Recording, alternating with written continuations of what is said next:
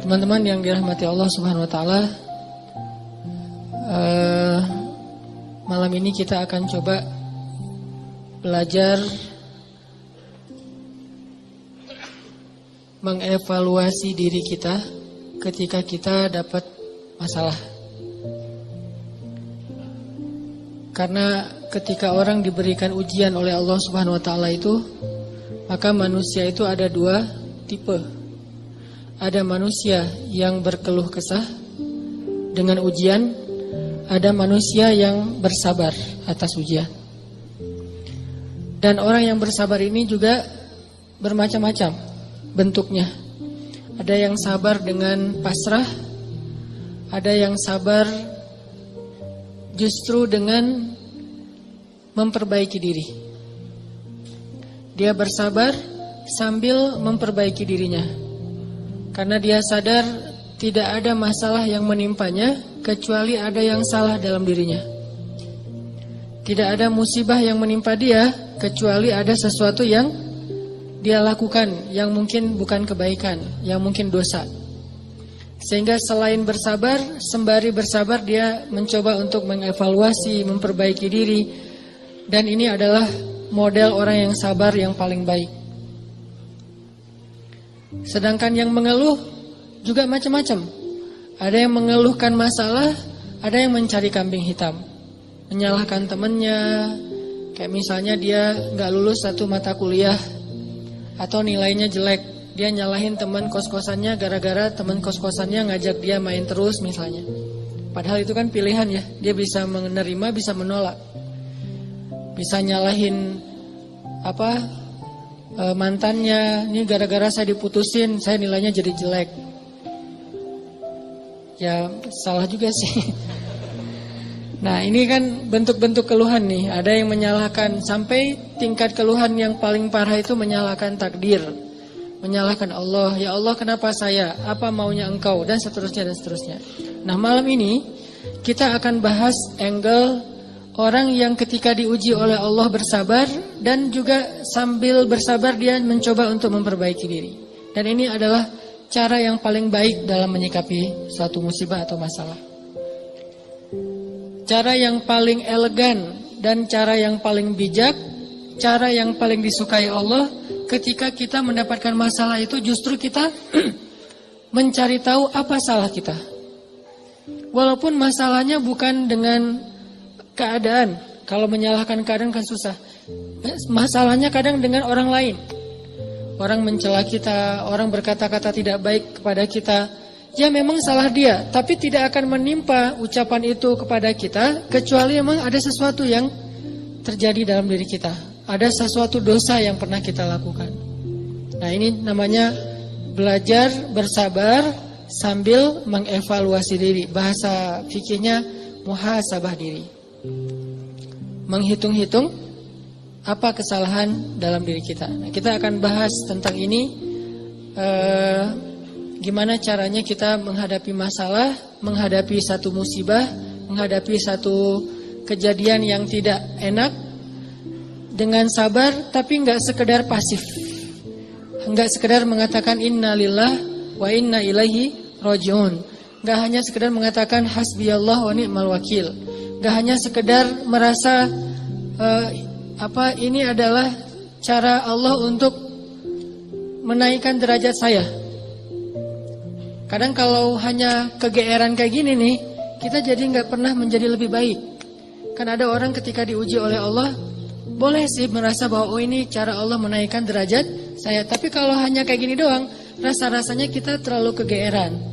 Dan kalau terlalu kegeeran, kita gak punya dorongan untuk memperbaiki diri. Kalau saya lebih suka angle-nya, kalau orang lain yang kena musibah, kita bilang itu untuk mengangkat derajat dia. Kalau kita yang kena musibah, kita bilang ini karena dosa-dosa saya. Angle kayak gitu tuh lebih enak, lebih produktif.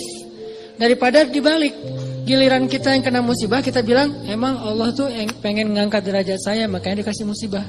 Agak GR ya. Giliran orang lain kena musibah, lo sih banyak dosa.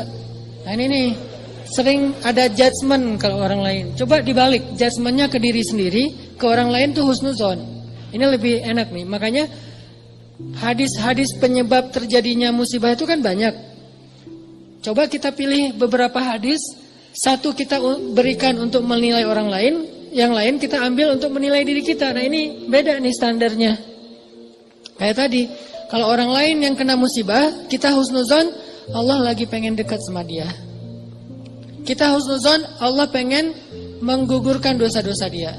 Kita husnuzon, Allah pengen mengangkat derajat dia. Kita husnuzon, emang orang yang paling dicintai Allah tuh biasanya dikasih banyak ujian. Gitu husnuzonnya. Kalau orang lain yang kena masalah atau musibah. Jangan, tuh kan, saya bilang juga apa, itu gara-gara dia dulu zalim sama saya, sekarang dibalas sama Allah. Jangan gitu. Jangan kegeeran bahwa itu kayak karma ya. Gara-gara dia pernah nyakitin kita, sekarang dibalas sama Allah. Belum tentu juga kayak gitu. Kegeeran-kegeeran kita tuh kadang-kadang bikin kita jadi nggak pernah belajar. Merasa udah baik, walaupun dalam kondisi yang paling sulit juga merasa udah baik. Begitu dikasih musibah, wah Allah kangen sama saya nih. Harusnya ke orang lain kayak gitu tuh.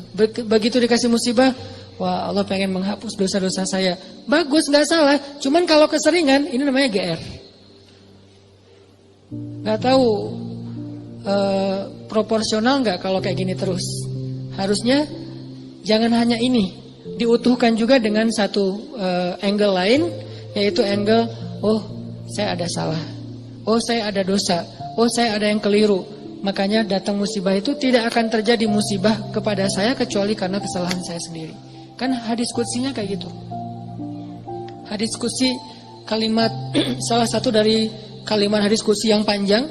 Hadisnya itu panjang banget, satu halaman. Salah satu kalimatnya tuh Allah bilang, hadis qudsi itu kan Allah yang ngomong ya. Cuman captionnya dari Nabi. Gagasannya dari Allah, captionnya dari Nabi. Kalau Quran, gagasan dan captionnya dari Allah.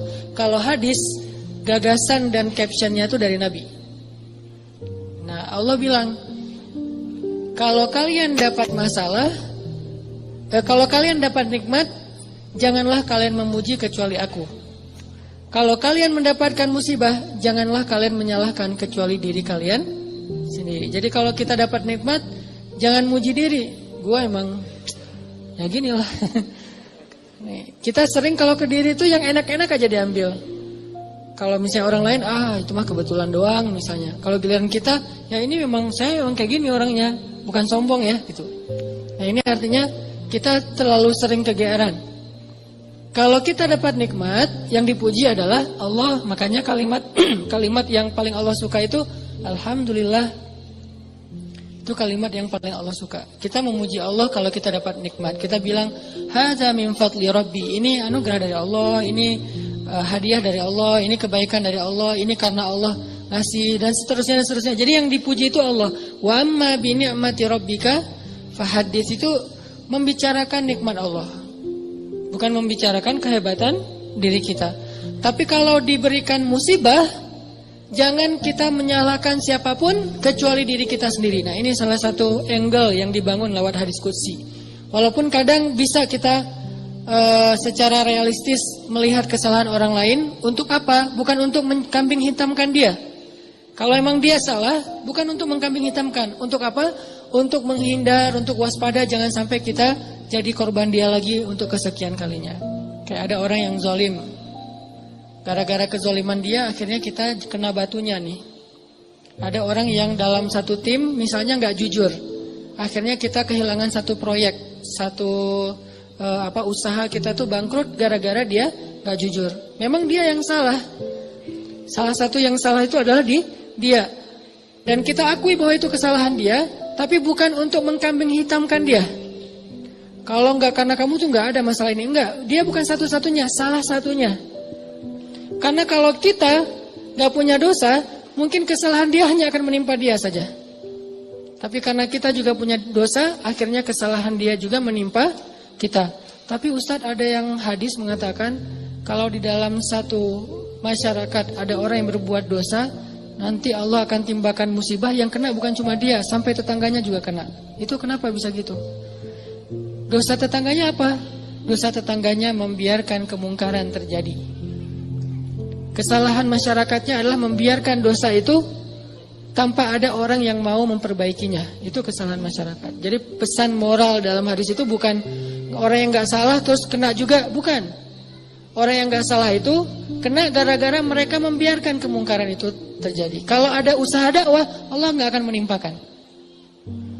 Kalau ada nabi, kalau ada dai, kalau ada ulama yang berdakwah untuk mencegah kemungkaran di situ, maka Allah tidak akan menimpakan musibah itu kepada mereka. Kenapa? Masih ada dai. Sebagaimana Nabi Lut, ketika Nabi Lut masih berdakwah, Allah nggak akan hancurkan gunung di Sodom. Allah suruh dulu Lut keluar, baru dihancurkan. Kenapa? Karena masih ada yang berdakwah. Kalau Nabi Lut tidak berdakwah, walaupun di dalam negeri itu ada orang soleh hidup sendiri dan tidak mau berdakwah, maka Allah akan menimpakan musibah dan mengenai orang soleh. Kenapa orang soleh kok kena padahal dia nggak berdosa? Dosa dia adalah membiarkan kemungkaran. Dosa dia adalah membiarkan kebatilan, tidak berbuat apa-apa.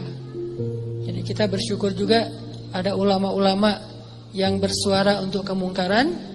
Itu salah satu alasan mungkin Allah masih menahan musibah atas negeri kita. Kalau mereka tidak menyuarakan kebenaran dan mencegah kemungkaran, mungkin dari dulu kita udah kena musibah-musibah yang besar. Kalaupun ada musibah-musibah kecil, ini mungkin lebih kepada hikmah yang lain, bukan hikmah karena Allah pengen mengazab bangsa Indonesia. Jadi teman-teman, coba kita perbaiki angle berpikir. Apa yang harus kita persangkakan ketika orang lain kena musibah, dan apa yang harus kita persangkakan ketika kita yang kena musibah. Kalau kita yang kena musibah, salah satunya adalah cari salahnya di mana nih dalam diri kita. Kalau orang lain yang kena musibah, maka berbaik sangka dengan mengatakan Allah ingin mengangkat derajat dia. Berbaik sangka dengan mengatakan Allah pengen dekat dengan dia. Berbaik sangka dengan mengatakan orang yang paling banyak diuji adalah para nabi, kemudian orang soleh, kemudian yang semisalnya, kemudian yang semisalnya.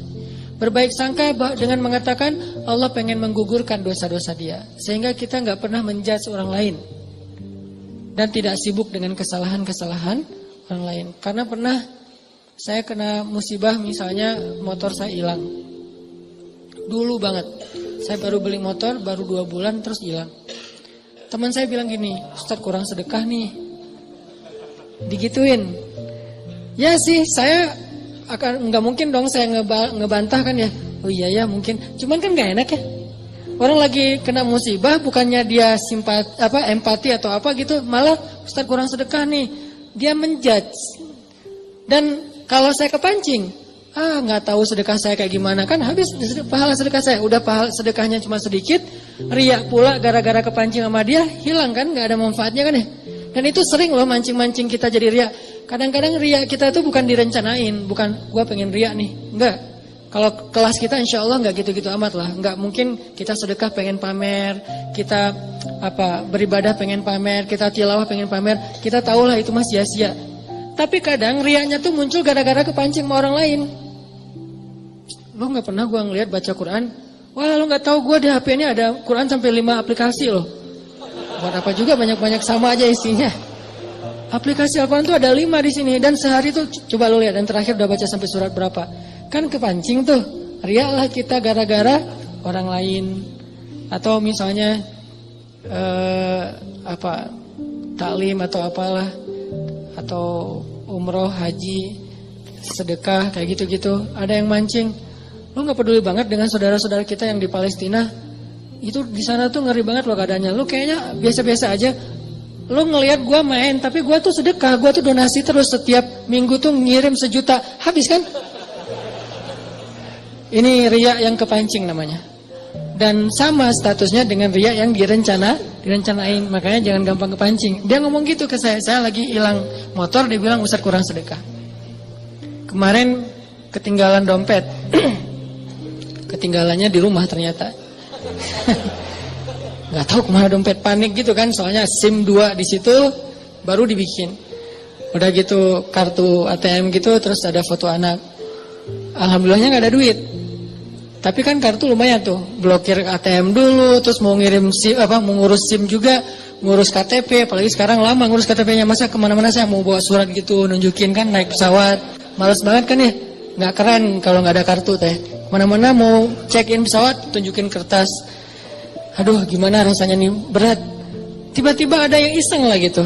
Udah tahu orang kena musibah, di Ustadz banyak dosa, Ustadz ini segala macam. Iya sih, emang banyak dosa, tapi nggak usah diomong-omongin kan gitu ya. Jadi malah karena kita juga udah muhasabah diri lah. Ketika kita dapat musibah, kita langsung introspeksi diri, nggak perlu digitu-gituin. Kadang kita ke orang lain tuh gitu, teman-teman. Dia mungkin udah sadar, atau nggak usah orang lain, keluarga sendiri, pasangan kayak gitu juga. Oh, kayaknya kamu tadi gara-gara kamu tadi ngomongin dia, makanya jangan digituin. Udah aja bab ngomongin orang lain, itu bab yang berbeda. Jangan dikait-kaitkan sehingga kita menjudge orang lain kena musibah gara-gara dosa yang baru saja dia lakukan. Ini kurang bijak. Yang bisa mengatakan ini hanya orang-orang tertentu seperti para nabi, terus ulama-ulama dengan level tertentu. Kalau kita dengan teman, jangan ngambil peran sebagai ulama. Beda. Kalau kita sebagai teman, ngambil peran ya cuma teman doang. Empati, peduli, bantuin. Kalau ulama kapasitasnya emang menasihati. Ulama itu kapasitasnya emang mengeluarkan fatwa, bahkan menjudge. Itu hak ulama menjudge, karena ulama itu sama kayak hakim. Tugas hakim itu adalah menghakim, menyampaikan hukum halal haram, hak batil dan seterusnya. Tapi kita kalau ke teman beda sama ulama. Kalau ulama kayak gitu maklumi, emang tugas ulama kayak gitu. Kalau kita mengambil peran ulama ini nggak bisa dimaklumi, ini agak blunder, agak offset nih kalau menurut saya. Jadi kalau teman-teman ngedengar ada ustadz-ustadz yang di sosial media berfatwa, itu emang tugas mereka. Jangan dijudge juga, nih ustadz ini kurang bijak. Emang gitu. Kalau kita yang kayak gitu, yang namanya kurang bijak. Kalau ulama kayak gitu, bijak tuh. Karena kalau ulama diam, lalu di mana amar ma'ruf nahi mungkar? Kalau ulama diam, lalu di mana dakwah? Kalau gitu saya juga harus enggak. Kalau kita enggak boleh ngomong, mending diam. Karena ketika kita ngomong, kemungkinan salahnya lebih besar daripada benar. Terus gimana? Ya udah bantuin orang yang kena musibah. Jangan dijudge, jangan dihakimin, jangan difatwain. Kita bukan ahlul fatwa. Kita bukan mufti. Kita hanya orang biasa. Kalau mau sekedar watawasau bil haq Ustaz. Ya, watawasau bis sabr juga kan. Kita nasihatnya itu menguatkan kesabaran dia, bukan nasihatnya membuat dia makin jatuh. Lucy, nah ini bikin jatuh nih. Ya, sabar ya, mudah-mudahan Allah dengan modal husnuzon tadi, mudah-mudahan Allah angkat derajat kamu, mudah-mudahan Allah ngampunin dosa-dosa kamu, mudah-mudahan Allah kamu jadi lebih dekat kepada Allah. Ini watawasau bil haq, watawasau bis sabr. Tapi kalau kita bilang kamu kurang ini, kamu kurang itu, kamu kurang itu, ini berarti kita menjudge, menghakimi orang yang sedang kena musibah. Harusnya itu kita lakukan untuk diri kita, bukan untuk orang lain. Beda banget teman-teman, angle dalam menilai orang lain dan menilai diri kita sendiri itu beda. Jangan disamain. Yang banyak terjadi terutama di sosmed itu, kita memberlakukan yang untuk diri kita berikan ke orang lain, yang untuk orang lain kita ambil untuk diri kita. Itu yang terjadi di balik tadi tuh. Itu banyak banget di masyarakat kita. Yang kayak kasus orang lain kena musibah, kita bilang banyak dosa. Kita kena musibah, kita bilang Allah pengen ngangkat derajat saya. Harusnya dibalik. Kalau dibalik insya Allah kan gak ada perdebatan ya. Gak ada haters, gak ada keributan, gak ada keramaian, gak ada unfollow, gak ada live group, gak ada yang kayak gitu-gitu. Kenapa? Karena semuanya melihat ke orang lain dengan husnuzon, melihat ke diri sendiri dengan muhasabah, dengan mengevaluasi kesalahan sendiri. Ini poin pertama. Mudah-mudahan jadi pola pikir dalam kita berteman, pola pikir dalam kita bersosmed termasuk. Karena kalau pola pikir ini dibalik tadi bahaya. Kita nggak akan pernah punya teman yang nyaman berada di sisi kita. Terus disalah-salahin. Apalagi nanti kalau udah punya pasangan, nggak akan betah dia kalau terus-terusan disalah-salahin walaupun salah. Kadang dia salah tapi nggak usah disalah-salahin, cukup dibantu. Nanti dalam momen-momen yang lebih normal, lebih enak, baru dikasih tahu. Tapi kalau misalnya dia lagi ada masalah, disebutin lagi kesalahannya, secara manusiawi dia pasti akan ilfil. Alih-alih dia nerima nasihat kita malah menjauh, malah jadi masalah baru. Ini angle berpikir. Terus yang kedua, kita coba lihat bagaimana cara para ulama menyikapi atau merespon masalah. Gimana orang soleh dulu ngerespon satu musibah. Orang soleh dulu, kalau mereka dapat musibah, mereka selalu memeriksa pertama hubungan mereka dengan Allah. Itu yang pertama diperiksa. Karena nggak mungkin ada musibah kecuali karena ada masalah antara kita dengan Allah. Kalau hubungan kita dengan Allah itu, hidup kita tuh bakalan mudah banget teman-teman. Tapi begitu ada kerenggangan antara kita dengan Allah, ada gap antara kita dengan Allah, ada kayak kerusakan hubungan kita dengan Allah, pasti jadinya tuh musibah, pasti jadinya tuh masalah.